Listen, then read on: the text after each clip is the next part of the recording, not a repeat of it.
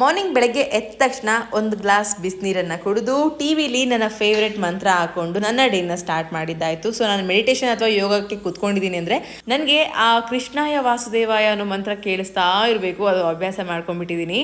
And ಏನಂತಂದರೆ ಪ್ರಪಂಚನ ಗೆಲ್ಲೋದಕ್ಕೆ ಹೊರಟಿರುವಾಗ ನಮ್ಮನ್ನು ನಾವು ಗೆಲ್ಲಬೇಕು ಅಂದರೆ ಇದೆಲ್ಲ ಬೇಕಾಗುತ್ತೆ ಫ್ರೆಂಡ್ಸ್. ಆ್ಯಕ್ಚುಲಿ ನಾವು ಹೊರಗಡೆ ಹೇಗಿದ್ದೀವಿ ಅಲ್ಲ, ಒಳಗಡೆ ಹೇಗಿದ್ದೀವಿ ಅಂತ ನಮ್ಗೆ ಅರ್ಥ ಆಗೋದೇ ನಮ್ಮ ಪ್ರಾಣವನ್ನು ನಾವು ಟಚ್ ಮಾಡಿದಾಗ.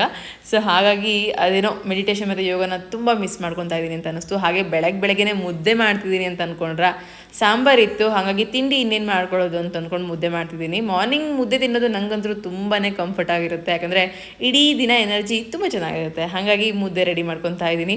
ಅದರಲ್ಲೂ ಇತ್ತೀಚೆಗೆ ಬೇರೆ ಮುದ್ದೆ ಮಾಡ್ತಾ ಪರ್ಫೆಕ್ಟಾಗಿ ಮಾಡೋದು ಕಲಿತ್ಬಿಟ್ಟಿದ್ದೀನಿ. ಅದಂತೂ ತುಂಬ ಖುಷಿ. ಇನ್ನು ಶುಗರ್ನ ಸ್ವಲ್ಪ ಪೌಡರ್ ಮಾಡಿಕೊಂಡು ಅದಕ್ಕೆ ಒಂದು ಹೋಮ್ ರೆಮಿಡಿ ತೋರಿಸ್ತಾ ಇದ್ದೀನಿ. ಎಷ್ಟೋ ದಿನಗಳಾಯಿತು, ಆಲ್ರೆಡಿ ನಾನೊಂದು 1 ಮಂತ್ ಆಯಿತು ಈ ಥರ ಸ್ಕ್ರಬ್ ಸ್ಕಿನ್ ಕೇರ್ ಏನೂ ಮಾಡ್ಕೊಂಡಿಲ್ಲ, ಒಂದು ಗ್ಲೋ ಅನ್ನೋದೇ ಕಳ್ಕೊಂಡ್ಬಿಟ್ಟಿದ್ದೆ. ಹಾಗಾಗಿ ಇವತ್ತು ಚೆನ್ನಾಗಿ ಟೊಮೊಟೊ ಮತ್ತು ಶುಗರ್ ಮಸಾಜ್ ಮಾಡ್ತಾ ಇದ್ದೀನಿ. ಮಸಾಜ್ಗಿಂತ ಜಾಸ್ತಿ ಮಾತಾಡ್ತಾನೆ ಇದ್ದೀನಿ ಅಲ್ವಾ.